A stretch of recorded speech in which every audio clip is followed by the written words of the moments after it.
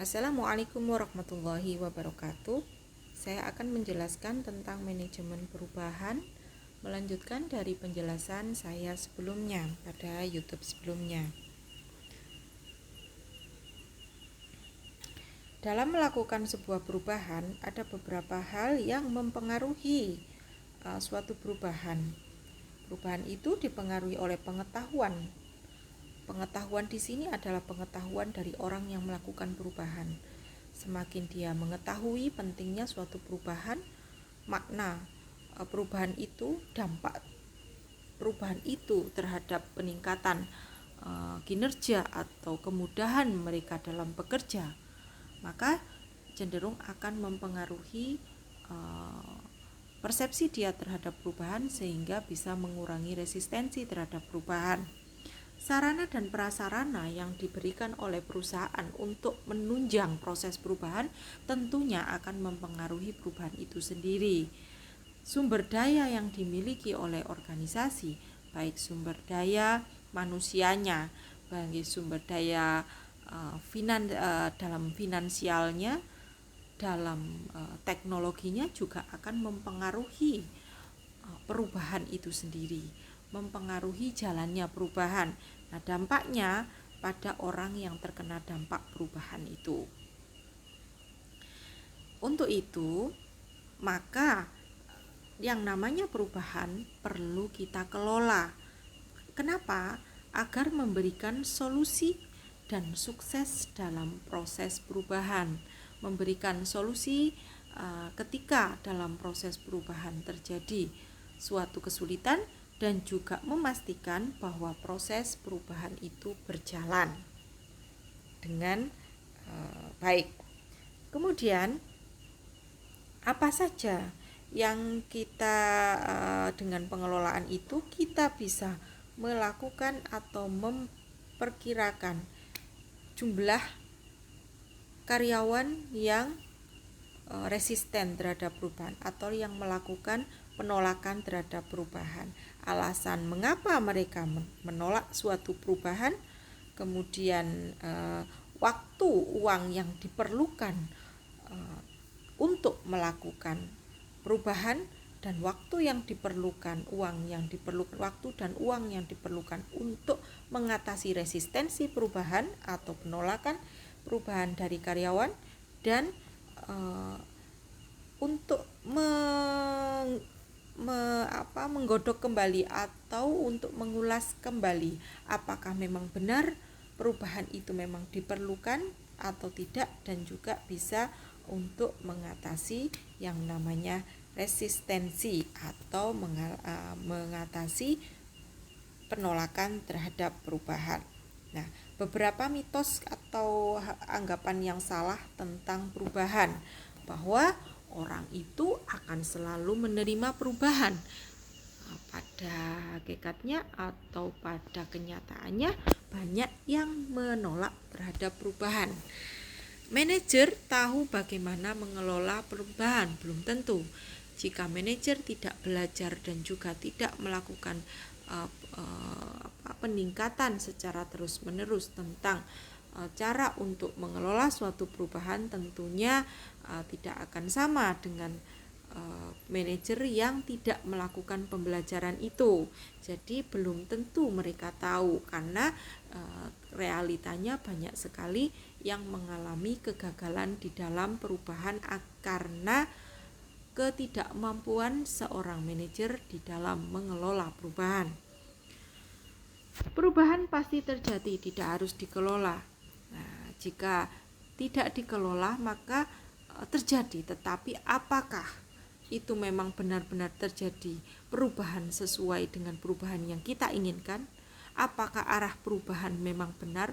Waktu yang diperlukan untuk berubah, sarana dan prasarana yang kita keluarkan untuk berubah, apakah sama dengan ketika kita melakukan manajemen atau melakukan pengelolaan? Tentunya akan berbeda.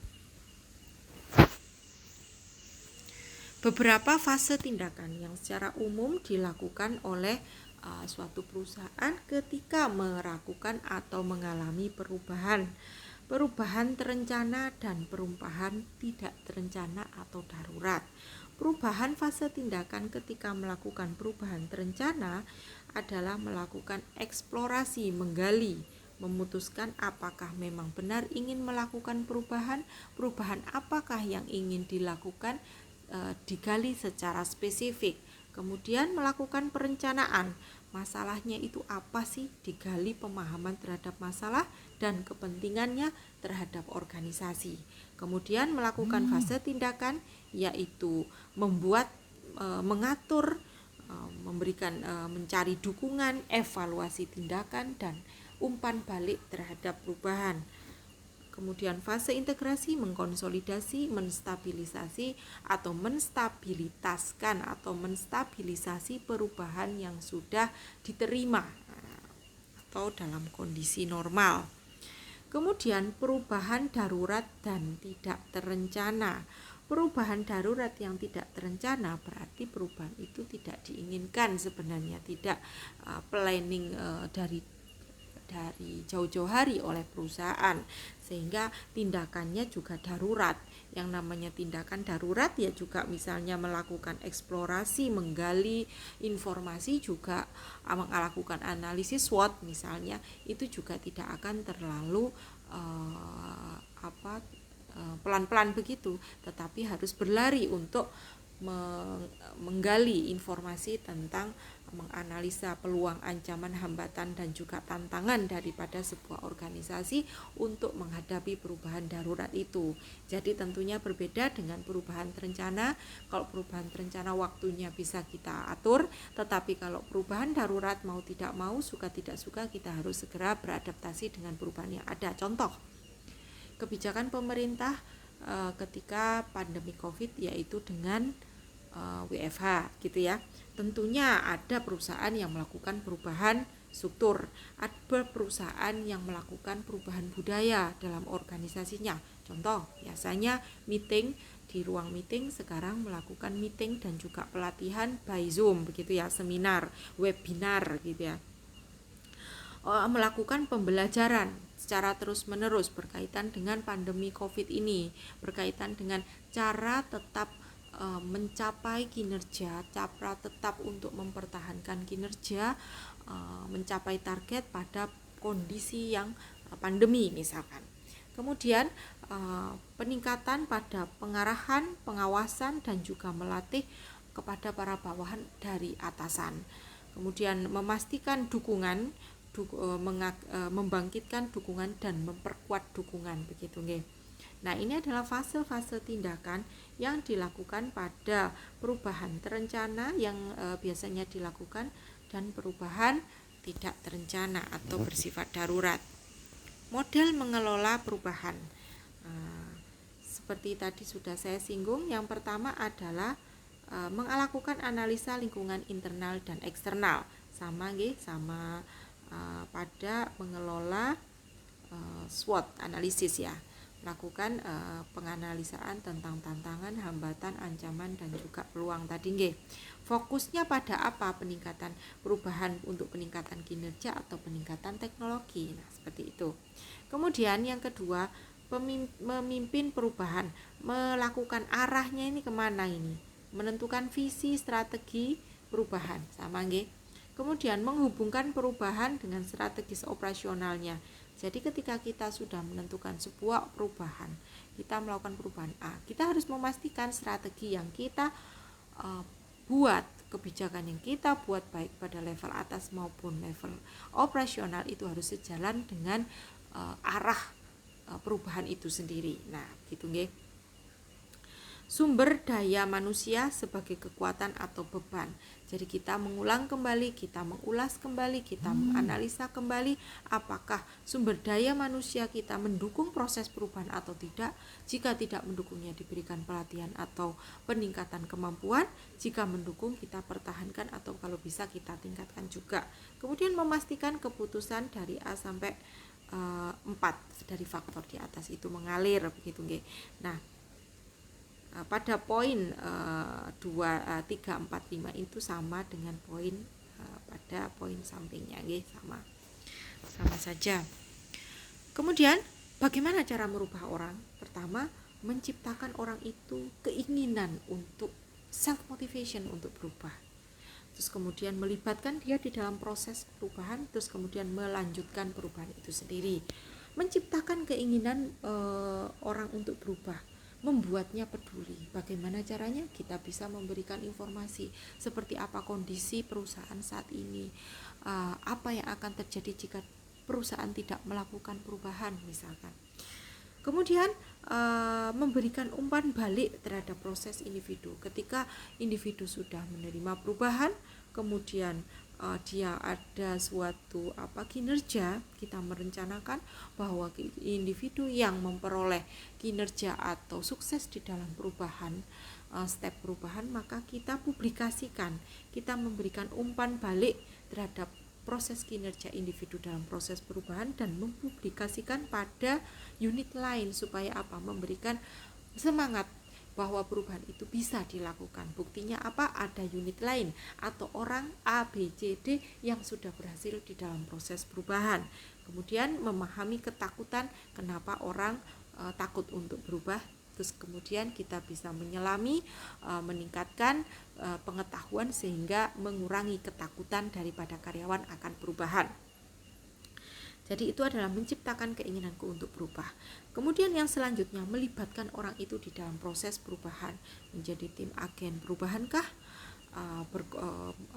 Selalu melibatkan dia di dalam proses perubahan. Nah, seperti itu. Kemudian melanjutkan proses perubahan itu sendiri dengan melakukan upaya sumber dayanya mendukung atau tidak, dukungannya bagaimana, potensi keterampilan barunya juga harus dipertimbangkan. Kondisi yang diperlukan untuk mendukung terjadinya perubahan, tentunya peran pemimpin penting di dalam proses perubahan.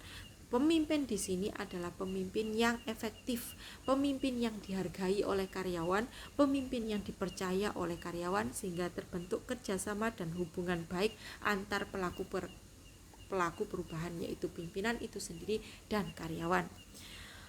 Kemudian orang secara pribadi termotivasi untuk berubah, tadi sudah nggih. Kemudian organisasi tidak bersifat hierarkis atau orang terbiasa dengan pekerjaan dalam kolaborasi. Mengapa demikian? Karena di dalam proses perubahan perlu adanya kolaborasi dan hierarkinya itu semakin diperpendek, tidak semakin panjang. Kenapa? Karena di dalam proses perubahan dibutuhkan yang namanya kerjasama, komunikasi yang baik antar atasan dan bawahan, sehingga gap hierarki ke atas secara vertikal itu bisa sedikit dipangkas begitu ya, agar bisa memudahkan di dalam proses perubahan. Karena kita butuh seringkali berkonsolidasi, seringkali berkomunikasi, seringkali berdiskusi, sehingga atasan dan bawahan gapnya harus dikurangi gitu ya. Jadi tidak bersifat terlalu hierarkis, karena akan menghambat suatu proses perubahan. Peran tanggung jawab pemeran utama perubahan.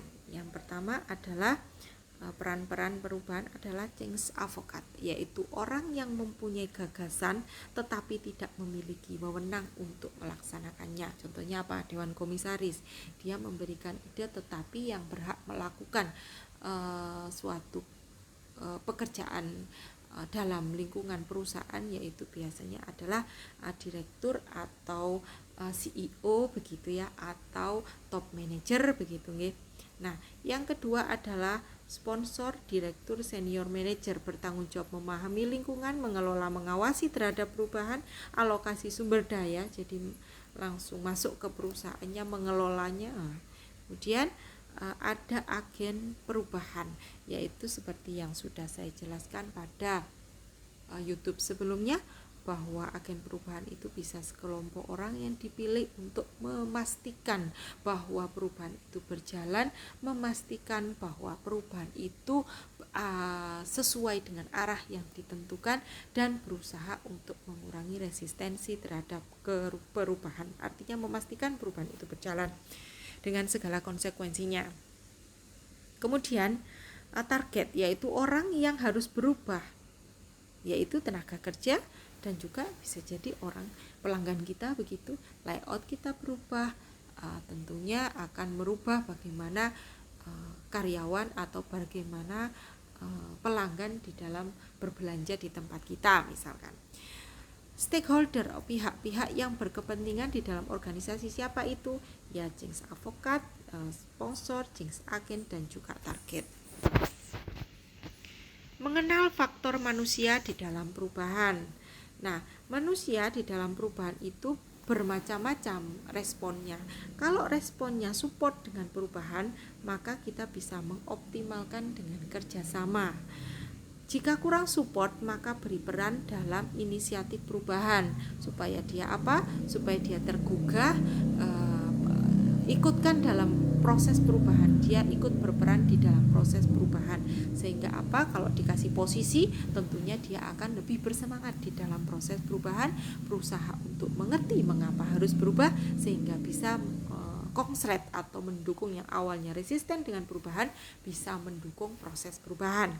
Kemudian jika resistensi orang itu berpersepsi tentang resistensi secara positif atau menanggapi suatu perusahaan, menanggapi sebuah perubahan dengan melakukan resistensi secara positif, maka kita bisa melakukan komunikasi tatap muka. Sesuai yang saya bilang tadi, menjelaskan mengapa perubahan harus dilakukan, apa yang terjadi jika perusahaan tidak melakukan perubahan, dampak perubahan bagi dia seperti apa, bagi karyawan seperti apa, bagi organisasi juga seperti apa. Nah, begitu. Jadi ada komunikasi untuk bisa mengurangi tingkat resistensi. Bagaimana jika resistensi negatif, penolakan yang bersifat negatif, sabotase, lebih kerusakan, berusaha menggagalkan sebuah perubahan. Nah, seperti itu kita bisa pindahkan dia ke unit lain. Kemudian komunikasi itu diperlukan di dalam proses perubahan, apalagi perubahan besar. Nah, jadi biasanya menunjuk manajer komunikasi untuk memastikan bahwa komunikasi yang kita lakukan itu mengena kepada karyawan, memastikan waktu yang kita gunakan untuk melakukan komunikasi itu waktunya tepat, karena waktu yang tidak tepat maka bisa menggagalkan sebuah informasi bisa sampai dengan baik kepada si penerima begitu. Dampak kurangnya komunikasi tentunya kurang memahami, tidak siap dalam implementasi perubahan, tidak punya sumbangsih terhadap proses perubahan, dan pekerjaan besar menjadi sia-sia karena kurangnya komunikasi. Arti pentingnya komunikasi bisa meningkatkan kepedulian dan dukungan dari karyawan, mempertimbangkan hal yang benar untuk dilakukan dan sebagainya. Nah, baik, tahapan-tahapan dalam mencapai komitmen pada proses perubahan. Yang pertama adalah seseorang diberikan informasi untuk berubah, ada yang aware, ada yang agak peduli, ada yang peduli. Nah, jika yang tidak peduli berubah diberikan informasi terus-menerus, diberikan pendekatan terus-menerus. Jika yang peduli itu pun juga ada dua, peduli tapi bingung atau peduli dan mengerti. Kalau bingung ya dikasih info lagi. Kalau yang mengerti pun itu juga ada dua, mengerti tapi persepsinya negatif atau mengerti persepsinya positif. Jika negatif dikomunikasikan lagi, jika positif persepsi yang positif terhadap perubahan, mengerti perubahan, peduli, mengerti, dan juga memiliki persepsi yang positif terhadap perubahan itu juga akhirnya juga ada yang mengarah pada tidak mendukung perubahan, ada yang mengarah pada ya saya mau berubah atau mendukung perubahan atau komit terhadap perubahan. Nah, orang yang sudah komit dengan perubahan pun, nah itu juga ada dua, bisa berhenti di tengah jalan atau lanjut jangka panjang. Nah, Orang yang sudah komit untuk melakukan perubahan bisa saja berhenti di tengah jalan. Makanya salah satu tugas agen perubahan itu memastikan perubahan itu memang benar-benar terjadi, tidak mutung di jalan atau stop di jalan. Karena orang yang berkomitmen pun bisa jadi stop di tengah jalan untuk melakukan perubahan. Nah, kemudian jika komitmen kemudian lanjut pada jangka panjang, itu juga jangka panjang maksudnya diteruskan sampai pada membuat perubahan itu menjadi sesuatu hal yang biasa atau lumrah pada saat sama seperti kondisi keadaan semula gitu ya, tapi dalam hal kondisi yang berubah itu. Nah, itu bisa jadi dia menghentikan, jadi tidak dilanjutkan lagi pada proses dibuat sebuah kebijakan dan juga aturan yang berlaku. Ada juga yang tidak dibuat sebagai aturan atau diinstitusionalisasikan atau tidak. Nah, seperti itu. Jika diinstitusionalisasikan dalam bentuk kebijakan dan juga aturan, tentunya akan ada muncul reward dan punishment, sehingga kemudian kalau ada reward dan punishment, maka akan perubahan yang awalnya misalnya kita menggunakan mesin ketik kemudian berubah menjadi mesin komputer, itu bisa dijadikan sebagai sudah diterima, maksudnya sudah diterima oleh semua organisasi. Nah, itu sudah berjalan begitu nggih, pada kondisi yang sama seperti pada kondisi awal. Karena kan ketika kondisi awal kan awalnya kan stabil itu. Misal sebelum berubah kan kita awalnya stabil, kemudian kita ada perubahan, ada gejolak itu. Setelah ada gejolak maka kita stabil lagi pada, kalau ini tadi menggunakan misalnya mesin ketik ya, mesin ketik.